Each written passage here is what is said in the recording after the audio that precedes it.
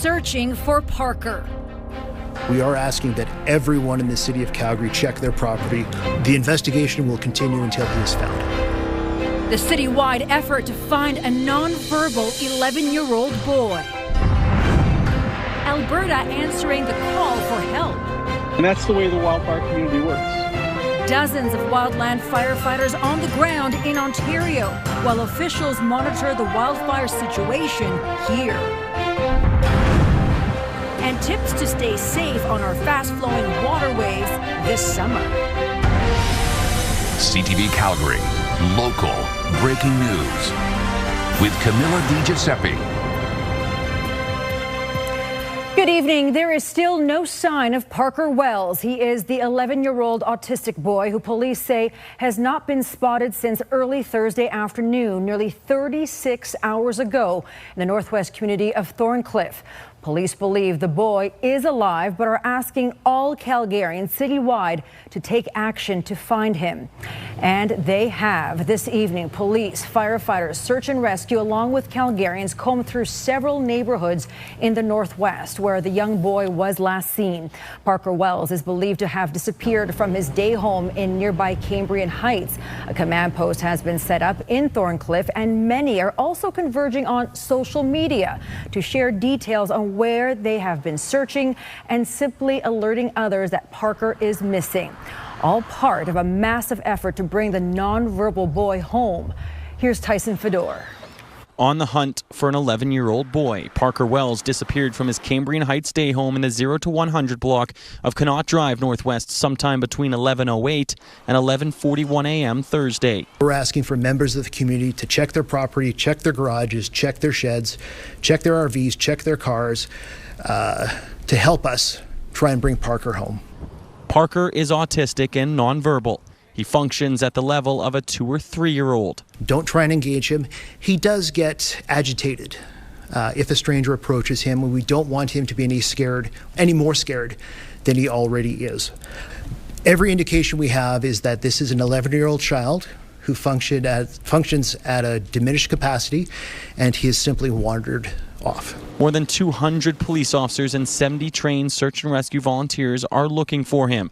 He was last seen between 12:30 and 1 on Thursday afternoon in the community of Thorncliffe. We have no reason to believe that Parker is not alive. So I'd like to sort of, for lack of a better word, nip that in the bud. This is still very much a search. The Calgary Fire Department was seen searching Nose Hill Creek and waterways near the area Friday. Investigators say he is attracted to water and his parents are going through emotional turmoil at this time. He was last seen wearing gray shorts with no shirt, black noise-canceling headphones, and black shoes. I would not put a radius on a search area. It's likely that he's close to Thorncliffe, but that level of likelihood is impossible for us to put a number on. Articles of clothing belonging to Parker were found Thursday night around 7 on Northmount Drive Northwest, where a command center has now been set up at the nearby Thorncliffe School. Tyson Fedor, CTV News, Calgary. Investigators are asking every Calgarian to check their CCTV from over the last day to see if their doorbell cams have captured Parker. Now, RCMPs today say they are still looking for 2 children missing from northwestern Alberta, a week after canceling an Amber Alert for one of them. The 2 children are 6-year-old Lanakai Morrison and 4-year-old Carl Morrison. Krista Morrison is Lanakai's mother. Daniel Ludwig is Carl's father. 1 week ago, Alberta RCMP took down the Amber Alert, saying it no longer met the criteria. RCMP now say the group is still considered missing and the adults are wanted by police for abduction in contravention of a custody or parenting order. Police say they could be traveling in Alberta, northern BC, or the Yukon. About 900 wildfires are burning across Canada tonight, with the situation especially dire in northern Ontario. Evacuation orders have been issued for a number of communities. Others must be ready to leave at a moment's notice. Flames destroyed buildings and blanketed smoke across much of the province. More than 120 active fires are burning. Only about half of them are under control. And nearly 100 Alberta wildland firefighters, support staff, and several pieces of firefighting equipment are now in Ontario. Alberta's Minister of Forestry and Parks, Todd Loewen, shared this photo, writing in part, "When another province calls, Alberta shows up." This group will be in Ontario for about 2 weeks. Alberta Wildfire says it will reassess whether to send more help if needed, so long as it doesn't impede wildfire fighting efforts here. Thanks to a rain-drenched June, Alberta's wildfire season is off to a slow start. Only 17,500 hectares of forested land have burned since January. That's far less over the same time in the past 5 years. But hot and dry conditions are starting to settle in. Wildfires are popping up in northwestern Alberta, Wood Buffalo National Park, and around Lac La Biche. And wildfire risk in southern Alberta is also creeping up. We call it the agricultural area. That's south and east of Calgary, down towards, east to the border, Saskatchewan, and down to the U.S. border, has been starting to dry out. So we're starting to see some increase in levels there, danger levels there. Forsyth says wildfire safety and prevention awareness among Albertans is improving. But as more folks head outdoors this summer, he's asking everyone to do their part. Alberta Wildfire also has crews battling fires in Quebec and the Northwest Territories, along with Ontario and here in Alberta.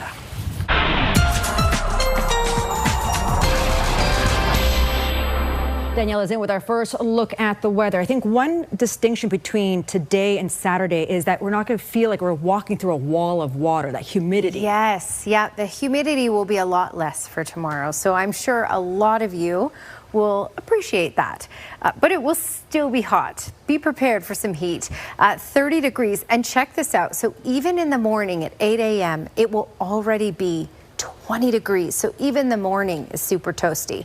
Lots of sunshine, should be stable. We'll have a nice breeze kick in the afternoon with gusts up to 40 kilometers per hour at times as we kick up to 30 degrees. It will be cooler and we'll start to see a bit of a reprieve from this heat on Sunday. I'll show you that coming up.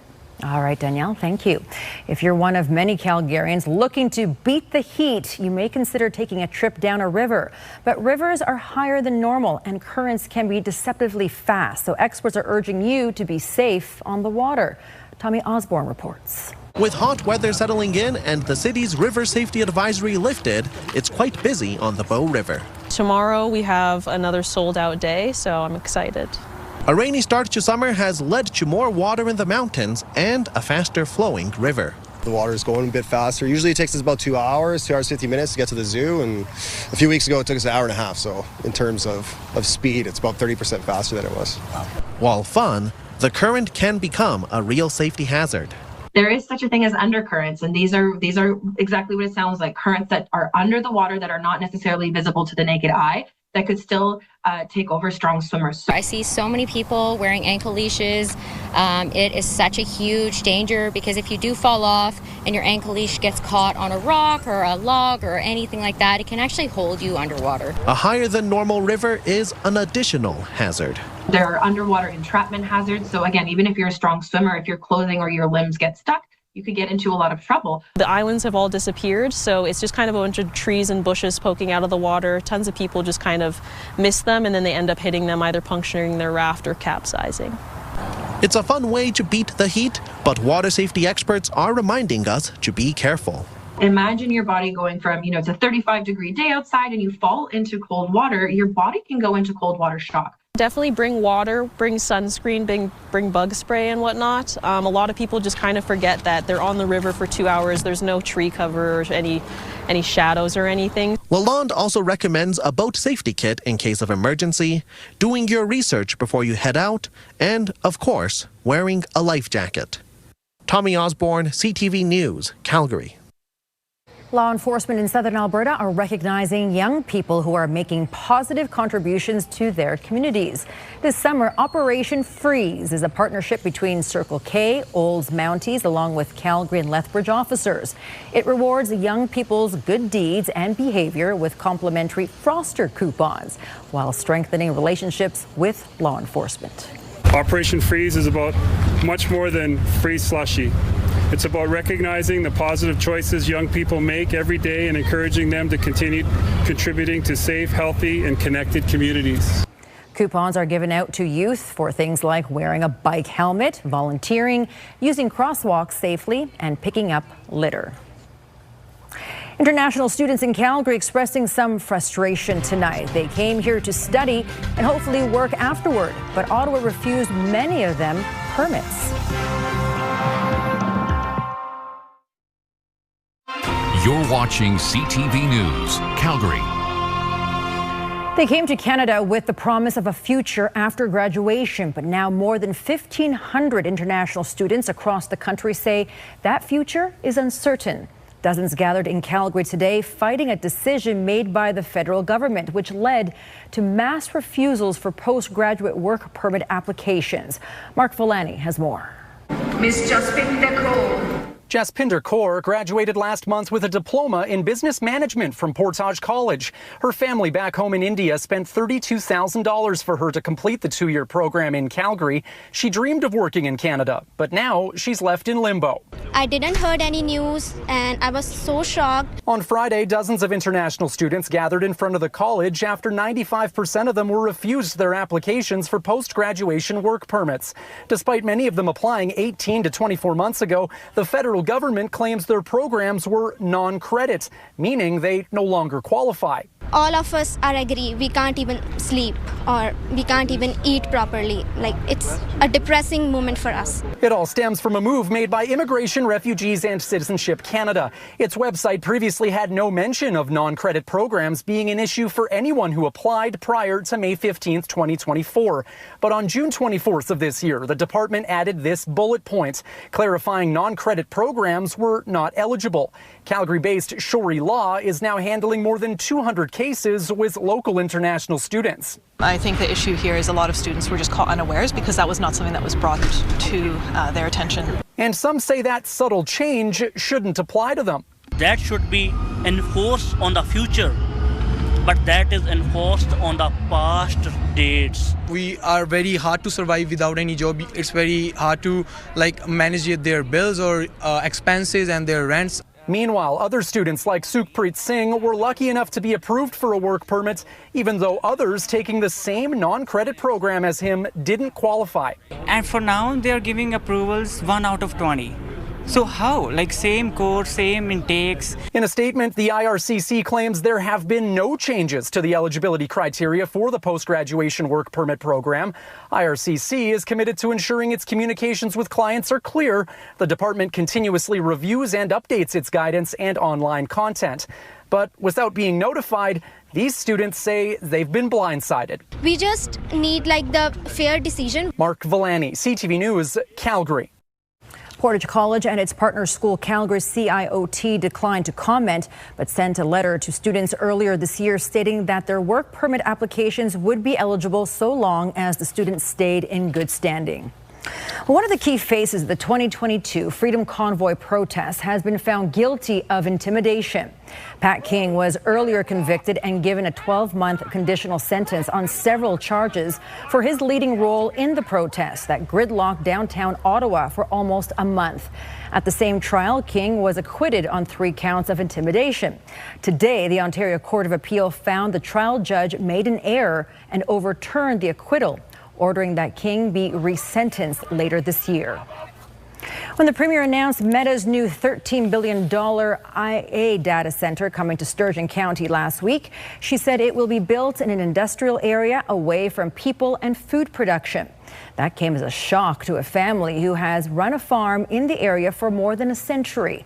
CTV's Jeremy Thompson reports. Our family farm in approximately 1945. The Onusco family has been farming this land in Sturgeon County since Kelly's grandfather established a homestead here more than a century ago. Cereal grains, canola, oilseed, livestock. We had cattle, pigs, chicken. Over time, their neighbors changed from farms to refineries and a fertilizer plant. We've had concerns of dust. We've had concerns of noise. Light pollution. The area was officially designated as the Industrial Heartland Zone in 1999, and while no homes or farms are allowed in the area, the Onuscos were permitted to stay.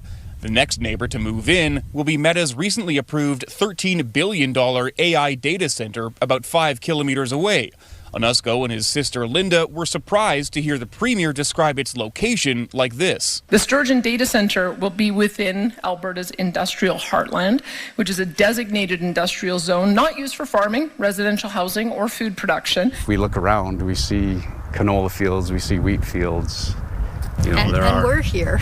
They fear it's a losing battle, but they want their presence to be considered. I just want the government and the industry to be responsible and accountable, and for them to know the truth. We're here. A government spokesperson tells CTV the land is industrial zoned and undeveloped. The zoning consultation and zoning decisions were made decades ago as the land was originally going to be home to multiple refineries. This photo is from approximately 1992. Only one family member now lives on the farm, and the fields are all leased to other farmers. It's a family legacy that's hard to let go of. The data center is expected to come online in the next 2 to 3 years. Jeremy Thompson, CTV News, Sturgeon County. Now that stampede is over, construction is ramping up again in the city's culture and entertainment district, and that may affect how you get around. Scotia Place is almost a year away from completion, and construction is also underway on a new hotel at Stampede Park. Starting Monday, some roads will be affected by the work. 5A Street will be closed, and there will be lane restrictions on 12th Avenue and Stampede Trail. But we will see intermittent road closures and lane restrictions for the next few months. And so whether you're coming in August or coming in September, October, visiting the C&E Access Map is really your best way to get real-time, up-to-date information about what's open, what's closed, and the best way to get around, because some of these closures will be in place for a few months. The website address is map.cedistrict.com. If you're going to an event at the Saddle Dome or elsewhere at Stampede Park, the Calgary Municipal Land Corporation recommends taking transit or entering the grounds from the south on 25th Avenue. Up next, Danielle has your Skywatch forecast, and we have a toasty Saturday to look forward to. Very toasty indeed. And then it cools off on Sunday, just a tad. Details next.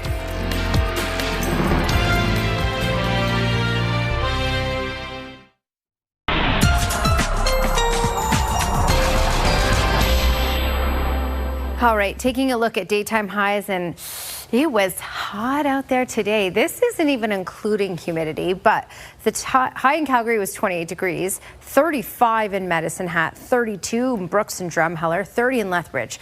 So in this corner, it felt closer to about 39 with the humidity. Calgary feeling closer to 33. Still a lot of humidity in the air for most communities in southern Alberta, but we'll have a bit of relief from that in the city of Calgary. So less humidity, but the actual temperature will be a couple degrees higher. So basically still hot. Heat warnings in place for Jenner down through Medicine Hat, foremost many berries, because we're looking at consecutive days of heat.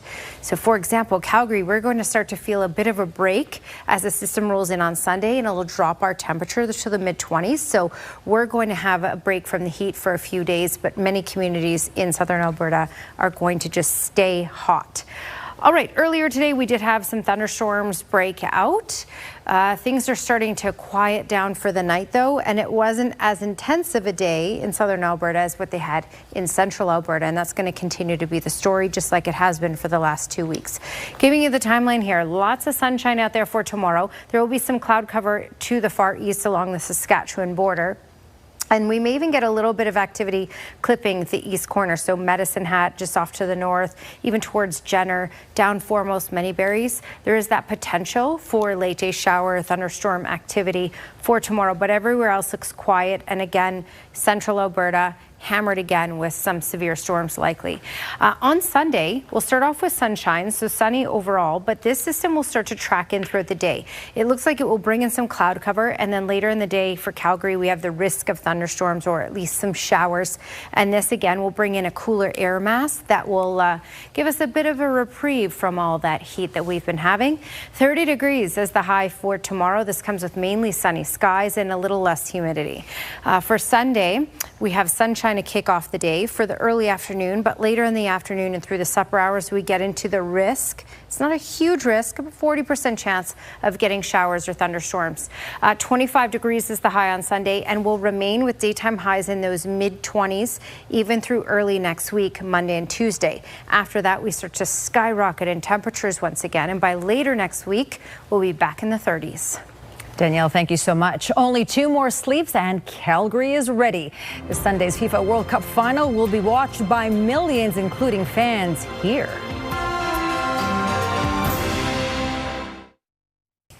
Many high school students who graduated this year are taking a small break before starting the next stage of their education. And 15 graduates are getting a little help from a local home builder. They've won scholarships worth $1,000 each, and the money can be used for anything that will help them out right now. Kevin Fleming has more. She's one of 15 Kirpal Kaur Hinds and Memorial Scholarship winners. Josie Turleski was diagnosed with dyslexia when she was in grade 6. She's going to use the money to purchase a tool to help her with her studies. It's a pen that you highlight on a sheet of paper, and I have headphones and it reads to me, so I can use it on any container or something that I'm trying to read if I don't know the word of it. And there's also a dictionary on it, which is nice. Paul Shergill heads Prominent Homes. He's handed out thousands of dollars to students since the scholarship began in 2008. Shergill says the scholarship is in memory of his grandmother, whose education helped her to succeed when she moved to Canada from India as a single mother of 3. Because she had her educational background, she was able to get, started as a labor job, but able to move up in her company and got jobs as a scientist, blood analyst, stuff like that in labs. Nevreet Ball was one of the first students to receive the scholarship. Now she's in public service as a regulatory lawyer. It was just a tremendous honor to receive this scholarship. It really made me feel, seen. It made me feel that the hard work I was doing was being acknowledged in some way. Max Lupel has only been in Canada for 3 years after moving to Calgary from Ukraine and has had to learn to fit in. Just this simple recognition as it is, it just shows me how much I've done, and it more importantly points out to what else I can accomplish.